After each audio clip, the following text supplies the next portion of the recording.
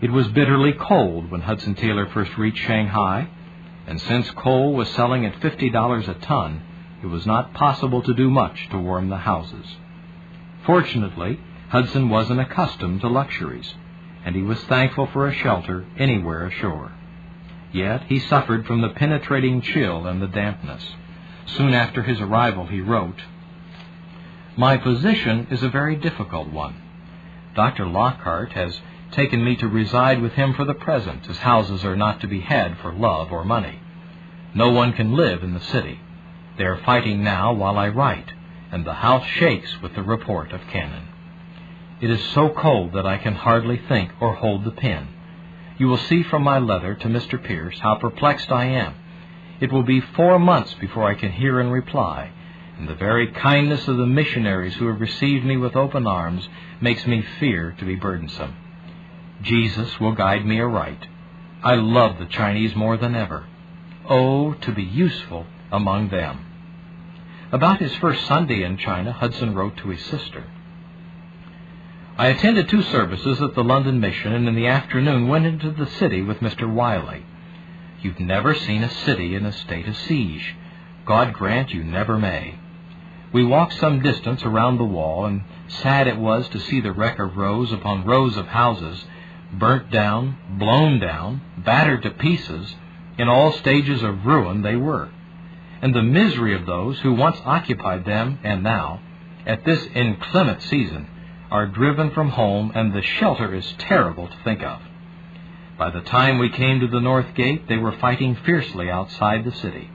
One man was carried in dead, another shot through the chest, and a third, whose arm I examined, seemed to be in dreadful agony. A ball had gone clean through the arm, breaking the bone in passing. A little further on, we met some men bringing in a small cannon they had captured, and following them were others, dragging along by their tails, that is, their braided hair, 5 wretched prisoners.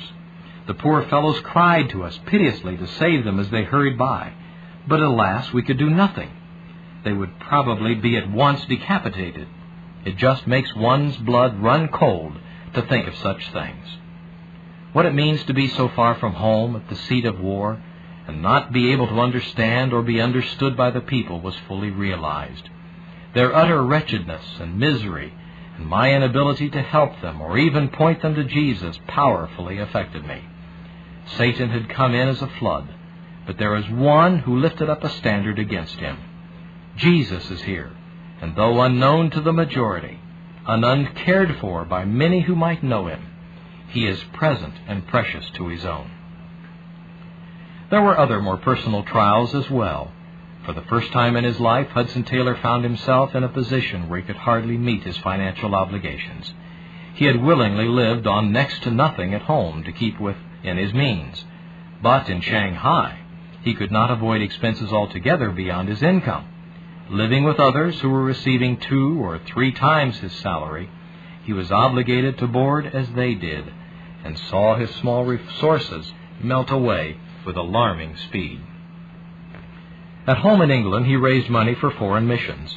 He knew what it was like to receive the hard-earned contributions of poor and working-class people from whom charitable giving was a true sacrifice.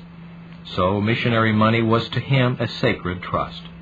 To have to use it so freely caused him real distress. To make matters worse, the letters he wrote to the society asking for direction seldom received satisfactory replies. After waiting months for instructions, he might hear nothing at all in answer to his most urgent inquiries. Here, the society in London was far away and could in no way imagine the circumstances he faced in China. The secretaries were mostly busy men, absorbed in their own affairs, who, despite their intentions and sincere dedication to missionary work, were simply unable to visualize a situation so different from anything they had ever known. Hudson Taylor did all he could to make matters clear to them in his regular letters. But month after month went by, and he was left in uncertainty and financial distress. The Shanghai dollar, previously worth about 50 cents gold, was up to twice that sum and continually rising. Yet it had no more purchasing value. Obliged to exceed his salary for even the barest necessities of life, he finally had to use a letter of credit provided for emergencies. Yet he could obtain no assurance from the society at home that his bills would be honored. It was a painful situation for someone who always had been so conscientious in money matters, and it caused him many wakeful nights. Then, in the heat of summer, his financial crises became even more complicated. Hudson learned secondhand that the Scottish physician who was to be his colleague had already sailed from England with wife and children. He had received no advance instructions regarding accommodations for the family. As the weeks went by with still no word, he realized that unless he took the initiative, an entire family would be welcomed without so much as a roof over their heads. With no authorization for such an expenditure, he had to find and rent rooms of some sort for 5 people in a war-torn city with little housing at a time of exorbitant prices. Unable even to afford a sedan chair, the proper means of transport for Europeans, he exhausted himself searching all through the city and settlement in the binding heat of August for houses that were not to be had. His friends from Shanghai suggested that the only thing to do was to buy land and build immediately. But how could he tell them the embarrassing truth and reveal his lack of funds? He felt there had already been too much criticism in the community for the mission he represented and for its inadequate organization. If there was any hope of continuing the work in China, he felt that he had to keep his troubles to himself, at least as much as possible, and to pray. Under these circumstances, he wrote, "One who is really leaning on the Beloved finds it always possible to say, 'I will fear no evil, for thou art with me.' But I am so apt, like Peter, to take my eyes off the one to be trusted and look at the winds and the waves. Oh, for more stability." The reading of the Word and meditation on the promises have been increasingly precious to me of late. At first, I allowed my desire to acquire the language speedily to have undue prominence and a deadening effect on my soul.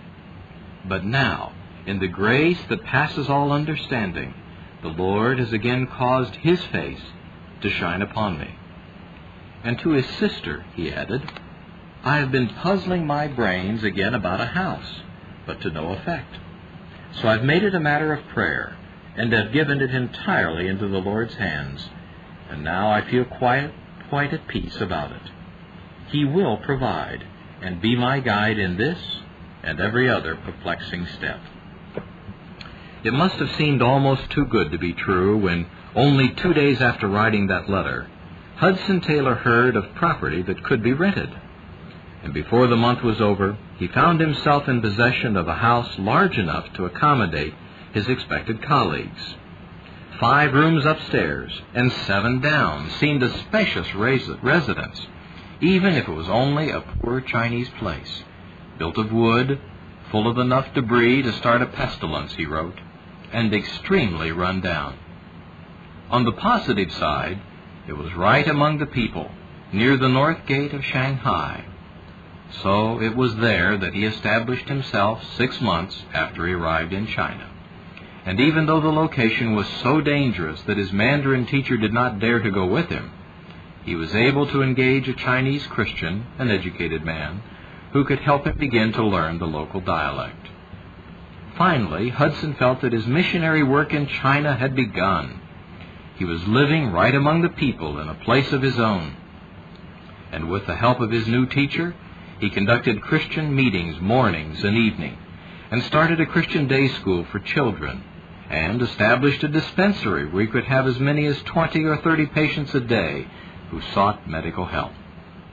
His letters home, to family and the mission, revealed his great excitement over all these developments, as well as his continued consternation over dwindling finances. It looked as if he had no choice but to borrow more money, and he still had no assurance that the mission would cover his basic expenditures. To complicate things, the location of the house that enabled him to establish a base of ministry was becoming more and more threatened by the fighting all around. In one letter to his family, he wrote, Last Wednesday night, a fire that seemed very near awoke me at 3 o'clock in the morning. Dressing hastily, I climbed up onto the roof to ascertain if it were coming this way. Chinese houses like these, built only of wood, burn very quickly on a windy night. It was an anxious moment, for in the darkness I fancied the burning building was only 4 or 5 doors away. Just then, as I was praying earnestly for protection, it began to rain. The wind fell, for which I was most thankful, and gradually the fire smoldered down. But it was after 5 before I dared go to bed again. While there on the roof, several bullets struck the buildings round me, and 2 or 3 seemed to fall on the tiles of my own house. At last, a heavy ball struck the ridge of the opposite roof, carrying away a lot of tiles, the fragments of which fell around me, and itself flew off obliquely. You may be sure I didn't wait any longer. I got down. The day before, a ball of that size, evidently spent, struck the roof of this house, broke some tiles, and fell at the feet of my teacher's child, who was standing in the doorway. Had he been a half a yard further out, it might have killed him, and that was at noon. I have never passed, as you will believe, such a trying time in my life, but it is all necessary, and I feel as being made a blessing to me. I may have to leave here suddenly, but whatever happens, I do not regret coming to this house, and would do it again under similar circumstances. Our society must provide better, however, for its missionaries. This sort of thing will not do. It grew increasingly obvious that the house he had finally found in preparation for the arrival of his colleague's family could not serve its intended purpose. It was far too dangerous for a family. So, by the end of October, as conditions worsened, he wrote the secretaries. There is a great deal of firing going on here now, so much so that I am seldom able to get half a night's sleep. What Dr. Parker and his family are to do, I do not know. Their coming here, as things are now, is out of the question. This constant anxiety for them, as well as for myself, together with another still more trying issue, the expense I am unable to avoid, is by no means a desirable addition to the difficulties of language and climate. We have heard nothing of the Swift Sure, as you remember that's the boat they're coming on, but she is hardly due as yet. I shall be thankful when Dr. Parker is here and we are able to consult together about the future. You will find this a much more expensive mission, I fear, than was anticipated. I shall have to draw again this month, and with all possibility, the way the economy is and the high rate of prices, I may have to do so again in the future. The total expense of my first year will be a little under £200, and even so I feel confident that there is no other missionary in Shanghai who will not have cost considerably more. Indeed, Hudson Taylor had become the subject of much gossip in the foreign community of Shanghai. Not only had he chose to live outside the foreign settlement and among the Chinese, he did little socializing among other Westerners, and even his clothing was looking worn and tattered. When at last the house next door to Hudson's was set on fire in an attempt to drive him out, he felt he had no choice but to return to the foreign settlement and his friends at the London Mission. And it was at that time that a small home on the London Missionary Society property became available for rent. It had belonged to his closest friends in China, a missionary couple named Burden. Mrs. Burden had died shortly after giving birth, and Mr. Burden had left with his baby daughter. Their house was suddenly for rent.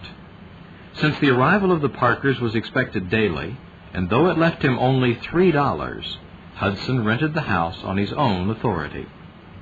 2 days later, his long-awaited colleagues, the Parkers, arrived with 2 young children, plus an infant born at sea. To make matters worse, Dr. Parker, after the expenses of the voyage, landed in Shanghai with only a few dollars. He was expecting a letter of credit from the society to have already arrived, but it hadn't.